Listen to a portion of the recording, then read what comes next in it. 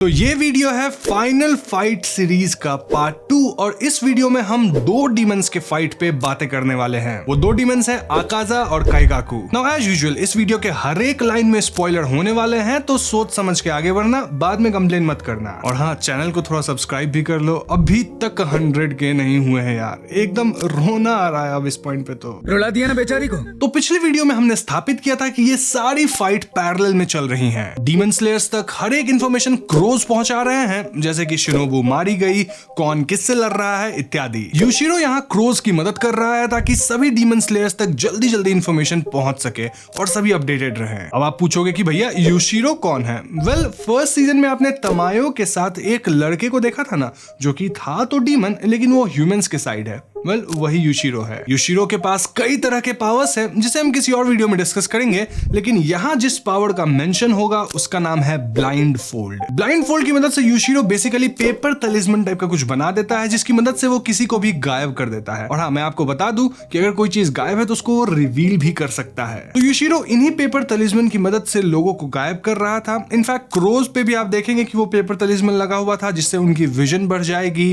Then यूशिरो उनसे contact कर पाएगा, उन्हें इंस्ट्रक्शंस दे सकेगा इत्यादि। बेसिकली कहा जाए तो यूशिरो अपने डीमन स्लेयर्स की तरफ है, जो कि फाइट को पूरी तरह से कंट्रोल कर रहा था। अब अपनी पिछली वीडियो में हमने डिस्कस किया था कि कैसे उबुयाशिकी जो थे वो ब्लास्ट में मारे गए थे और उनकी दो बेटियां भी मारी गई थी। उनका नाम था हिनाकी और निचिकिया। लेकिन अभी उबुयाशिकी फैमिली के 3 बच्चे जिंदा हैं। उनका बेटा किरिया उबुयाशिकी, जो कि केवल 8 साल का है, वो नया लीडर बन चुका है इस फैमिली का और वही सब प्लान बना रहा है कि कैसे क्या होगा एंड ओवरलुक कर रहा है पूरे फाइट को। किरिया की मदद उसकी 2 बहनें कुइना और कनाटा कर रही हैं। अब आप बोलोगे कि भाई ये सब फालतू की बातें क्यों बता रहे हो? वेल, मैं आपको ये सब बातें इसलिए बता रहा हूं ताकि आप समझ सको कि ये जो फाइनल फाइट है इसमें सिर्फ डीमन स्लेयर्स, हाशिराज यही नहीं लड़ रहे हैं, बल्कि उनको एक्सटर्नल हेल्प बहुत ज्यादा मिल रहा है। मूविंग ऑन, इन्फिनिटी कासल के अंदर जेनित्सु भी पहुंच चुका है और उसकी मुलाकात यहाँ होती है काइगाकू से। काइगाकू एक रिप्लेसमेंट अपर रैंक 6 डीमन है और वो पहले जिगोरो, जो कि थंडर हाशिरा थे, उनका शिष्य हुआ करता था। तो हाँ, काइगाकू जेनित्सु का सीनियर था और उसे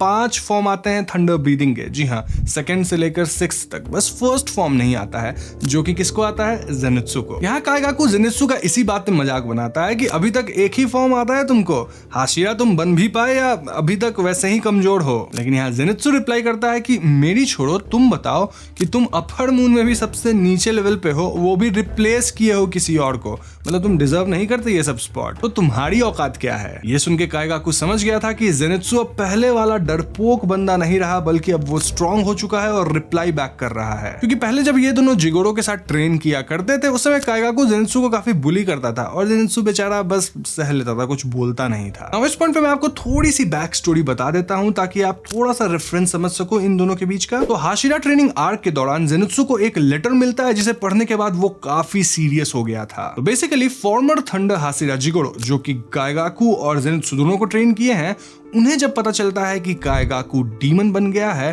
तो वो सेपक्कू कर लेते हैं। अब सेपक्कू ही शायद होता है, I am not very sure क्या कहा जाता है उसका नाम, बट बेसिकली ये ऐसा प्रोसेस है जिसमें एक इंसान खुद को ही मार लेता है, वो भी तड़पा के। यूजुअली इस प्रोसेस में कोई और भी होता है ताकि जब इंसान तड़प रहा हो तो उसे जल्दी से मार के खत्म किया जाए, लेकिन जिगोरो अकेले ही खुद को मार लिए थे, यानी बहुत तड़प के वो मरे। ऐसा इसलिए क्योंकि थंडर ब्रीदिंग से एक डीमन निकल गया था, जो कि उनके लिए बहुत ही ज्यादा शर्म की बात थी। अब काइगाकू को इस बात से कोई फर्क नहीं पड़ता। इनफैक्ट वो कहता है कि अच्छा ही वो बुढ़ा मर गया, क्योंकि वो हम दोनों को सक्सेसर बना रहा था। कहां मैं इतना ऊपर और कहां तुम जेनित्सु इतना नीचे। तो इसके बाद काइगाकू जेनित्सु पे हमला करता है, लेकिन जेनित्सु इस अटैक से बच जाता है। ऐसा होते ही काइगाकू समझ जाता है कि जेनित्सु अब बहुत ही ज्यादा फास्ट हो चुका और स्ट्रॉन्ग हो चुका है। इसके बाद काइगाकू अपने 5 ब्रीदिंग फॉर्म का एक के बाद एक इस्तेमाल करता है, साथ ही वो अपने ब्लड डीमन आर्ट का भी इस्तेमाल करता है। अपने ब्लड डीमन आर्ट से वो अपने ओपोनेंट का फ्लैश फाड़ के उसे बर्न करने लग जाता है और इसे ब्लैक लाइटनिंग बोल्ट जैसा डिपिक्ट किया गया है। इस हमले से जेनित्सु बच नहीं पाता और वो बहुत ही बुरी तरह से जख्मी हो जाता है। इस पॉइंट पे जेनित्सु को अपने सालों की ट्रेनिंग याद आती है, साथ ही उसको जिगोरो की वो बात याद आती है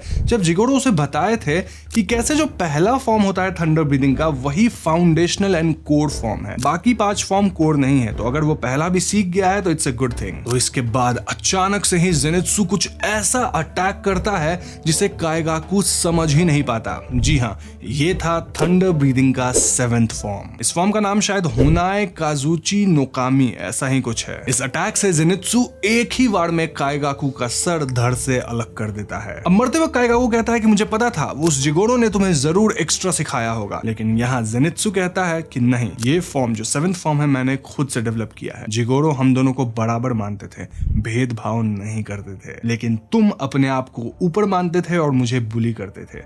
लेकिन आज देख लो अंजाम क्या है। अब इस पॉइंट पे जेनित्सु के अंदर ताकत बची नहीं थी और वो बहुत ही ऊपर से नीचे गिर रहा था, यानी कि उसका मरना भी तय था। और ये देख के काइगाकू कहीं ना कहीं खुश हो रहा था। अब आप बोलोगे काइगाकू तो मर गया ना, वो कैसे देख रहा था? वेल, D1 का सर इंटीग्रेट होने में थोड़ा वक्त लगता है ना, तो हाँ, वो अभी भी देख पा रहा था क्या हो रहा है। लेकिन एन वक्त पे यूशिरो आके जेनित्सु को बचा लेता है। साथ ही यूशिरो काइगाकू को उल्टी सीधी बातें भी बोलता है कि मरते वक्त भी तुम अकेले हो क्योंकि तुम्हारा नेचर इतना खराब था। एंड समझ सकते हो, मरते वक्त जो उल्टी सीधी बातें बोली जाती है वो सब होता है। यहाँ जेनित्सु कुछ समय के लिए अपना होश खो देता है और वो जिगोरो को देख पाता है। यहाँ जेनित्सु रोने लगता है और अपने ग्रैंडपा जिगोरो से कहता है कि मैं फेल हो गया, सब कुछ मेरी वजह से हुआ है, काइगाकू डीमन भी मेरी वजह से ही बना, सब मेरी गलती है, मुझे माफ कर दो। लेकिन यहाँ जिगोरो सिर्फ एक बात बोलते हैं और वो था I am proud of you. खैर, रियल वर्ल्ड में जेनित्सु को बचाने की कोशिश की जा रही थी और यहाँ हम समझ पाते हैं कि काइगाकू का जो ब्लड डीमन आर्ट था वो अभी तक पूरी तरह से डेवलप नहीं हुआ था, क्योंकि ऑब्वियसली काइगाकू नया नया डीमन बना था और इसी वजह से जेनित्सु बच भी जाता है।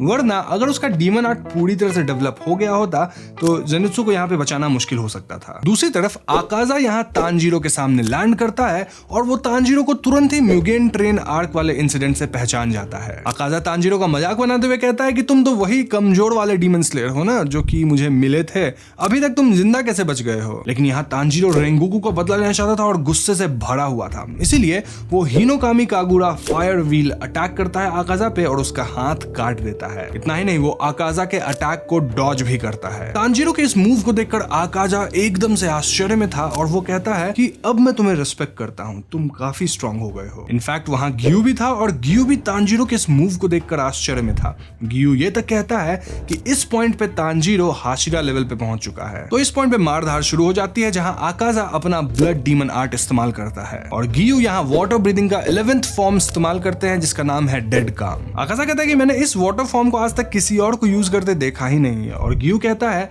कि ये मेरा पर्सनली खुद का डेवलप्ड फॉर्म है। नाउ आकाजा को जो ब्लड डीमन आर्ट है वो मैं डिटेल में नहीं बताऊंगा, बस समझ लो उसका नाम है डिस्ट्रक्टिव डेथ, जिसकी मदद से वो शॉक वेव्स काइंड ऑफ मारता है जिससे वो अपने ओपोनेंट को बहुत दूर फेंक देता है। तो इसी की मदद से वो गियू को बहुत ही दूर ब्लास्ट कर देता है एंड इस पॉइंट पे तांजीरो को अकेले कुछ देर के लिए आकाजा से लड़ना पड़ता है। ये लड़ाई एकदम कांटे की हो रही थी जहां पे आकाजा एक्चुअली में तांजीरो के स्किल से इंप्रेस्ड हो रहा था। स्टिल समहाउ आकाजा कहीं ना कहीं अपर हैंड रख रहा था, मतलब वो तांजीरो से थोड़ा बेटर था और इस बात को तांजीरो समझ ही नहीं पा रहा था कि ऐसा हो क्यों रहा है। एक पॉइंट पे आकाजा तांजीरो की तलवार को पकड़ लेता है और छोड़ता ही नहीं है। तांजीरो आकाजा को हेडबट भी देता है लेकिन इससे आकाजा को ज्यादा फर्क नहीं पड़ता। तभी लड़ाई में वापस से गियू की एंट्री होती है जो कि आकाजा का हाथ काट देते हैं। और हाँ, एक बात मैं एक्सपेक्ट कर रहा हूँ कि आप लोग जान रहे होंगे कि आकाजा फटाफट रीजनरेट कर रहा था। खैर, गियू काफी गुस्से में था कि आकाजा ने उसे इस कदर इतना दूर फेंक दिया था और इस पॉइंट पे गियू का अपना मार्क अनलॉक होता है। जी हाँ, वही डीमन स्लेयर मार्क। अब मार्क अनलॉक होते ही गियू की स्पीड और टेक्निक एकदम से एनहांस हो जाती है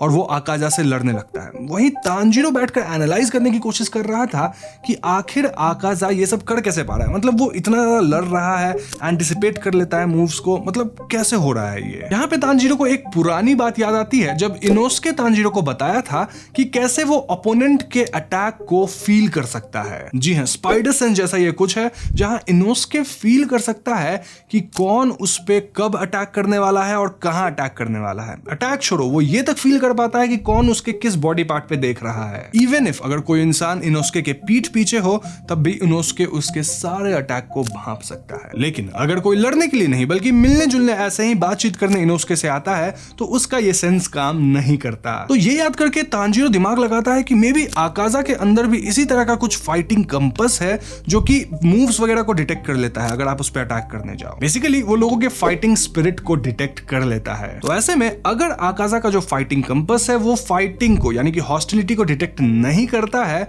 तो उसका वो सेंस काम नहीं करेगा, यानी कि आकाजा ठीक से लड़ नहीं पाएगा। तो इसी सोच के साथ तांजीरो आकाजा पे हमला करता है और यहाँ वो डिस्कवर कर पाता है एक अमेजिंग चीज जो कि है ट्रांसपेरेंट वर्ल्ड। यहाँ हमें एक फ्लैशबैक दिखाया जाता है जब जब तांजीरो के पिता उसे हिनोकामी कागुरा डांस सिखा रहे थे। वो कहते हैं जब एक इंसान अपने स्ट्रेंथ को, अपने स्किल को लिमिट तक ले जाता है तो उसे एक्सेस मिल जाता है ट्रांसपेरेंट वर्ल्ड का। अब ट्रांसपेरेंट वर्ल्ड क्या है? वेल, ये काइंड ऑफ एक्सरे विजन है जिसके बारे में मैंने दूसरे वीडियो में बात कर रखी है। तांजीरो के पिता उसे एक डेमो भी दिए थे जहां वो बड़ी आसानी से एक बड़े से भालू को काट दिए थे, वो भी सिर्फ एक वार में। भालू को मारते वक्त भी तांजीरो के पिता एकदम काम थे, एज इफ उनके अंदर कोई किलिंग इंटेंट था ही नहीं। तो अब तांजीरो को समझ में आ गया था कि ट्रांसपेरेंट वर्ल्ड को कैसे एक्सेस किया जाता है और इसके लिए उसे दूसरे सेंसेस को बंद करना होगा। मीनवाइल मार्क वाले गियू पे भी आकाजा भारी पड़ रहा था और वो गियू का तलवार तोड़ देता है और अपना मुक्का उसके अंदर घुसेड़ देता है। लेकिन तभी तांजीरो वहां आता है और आकाजा का हाथ काट देता है। और इस पॉइंट पे आकाजा और गियू दोनों रियलाइज करते हैं कि तांजीरो का जो फॉर्म है, मतलब उसका जो स्टेचर है, वो चेंज हो चुका है,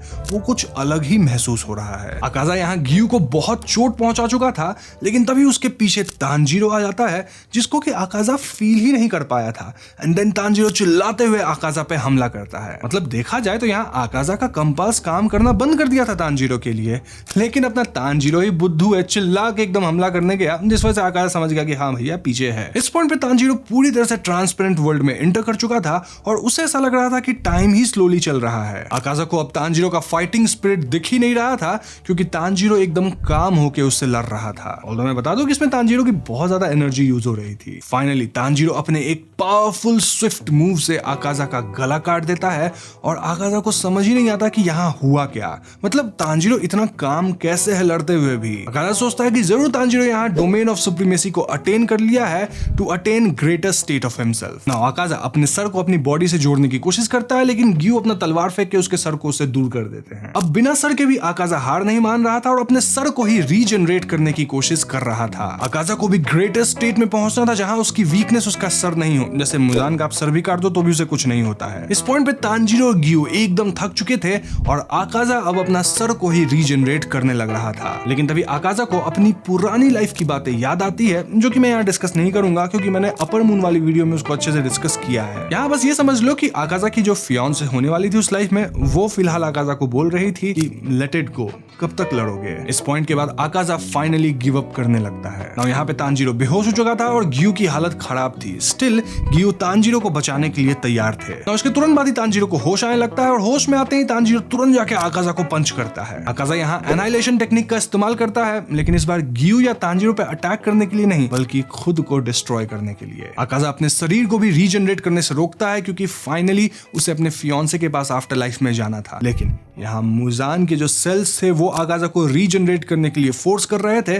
वही ऑपोजिट में उसकी फैमिली थी जो कि बोल रही थी लेट इट गो। लेकिन इसमें जीत होती है फाइनली प्यार की, यानी कि उसकी फैमिली की, और आकाजा खुद को लेट इट गो करता है और मारा जाता है। इस पॉइंट पे गियू और तांजीरो थकान से कोलैप्स हो चुके थे। अब यहाँ मैं आपको बता दूं कि आकाजा एक्चुअली में डोमा से पहले मारा गया था। पिछले वीडियो में बताया था ना कि डोमा को इन्फॉर्मेशन मिलता है कि कोई तो अपर मून डीमन मारा गया। वेल, वो आकाजा के मरने की ही इन्फॉर्मेशन थी। तो देखा जाए तो हमारी वीडियो सीरीज में अब कौन कौन मर चुका है? आकाजा, डोमा और काइगाकू। बचा है कोकुशिबो और मुजान। तो जाहिर सी बात है अगली वीडियो होने वाली है कोकुशिबो डीमन पे, एंड देन मुजान पे 2 वीडियोस लगेगी, 4th और 5th पार्ट। तो इसी के साथ ये वीडियो खत्म और मुझे उम्मीद है आपको ये वीडियो पसंद आई होगी। अगर पसंद आई है तो लाइक और शेयर जरूर कीजिएगा।